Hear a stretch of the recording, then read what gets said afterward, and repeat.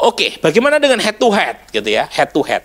Ya, kan tadi berdasarkan simulasi 3 nama, Anies kemungkinan tidak lolos putaran pertama jika pemilu diadakan hari ini. Nah, kalau head to head Ganjar versus Pak Prabowo, datanya begini.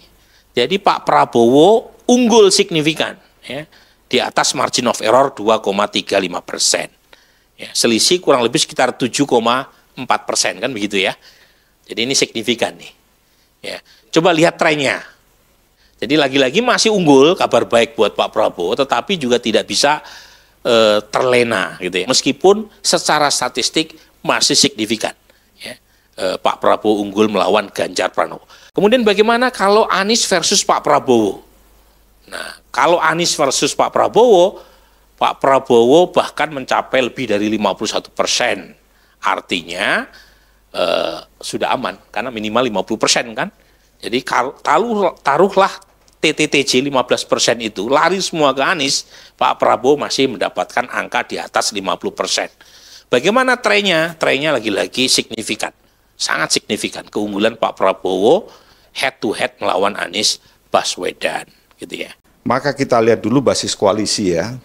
Kelihatan di situ basis koalisi Pak Prabowo itu paling banyak, karena memang partainya juga paling banyak. Kemudian koalisi Pak Ganjar 27,4% dan koalisi Pak Anies 17%. Ini basisnya seperti ini.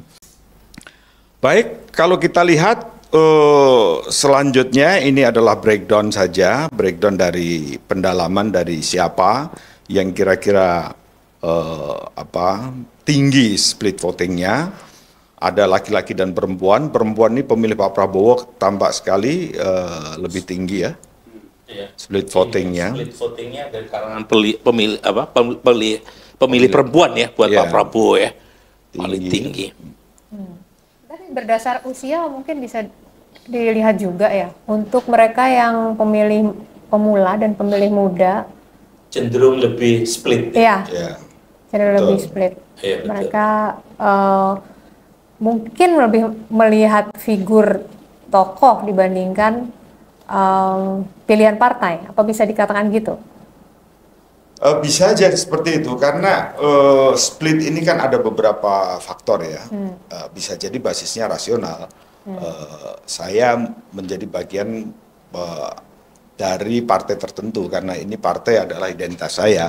Tetapi ketika dihadapkan pada tokoh-tokoh, mungkin kalangan muda yang lebih terdidik akan melihat mungkin kapasitasnya seperti apa, integritasnya seperti apa gitu kan. Nah, sikap kritis ini bisa jadi muncul dan munculkan split tadi itu.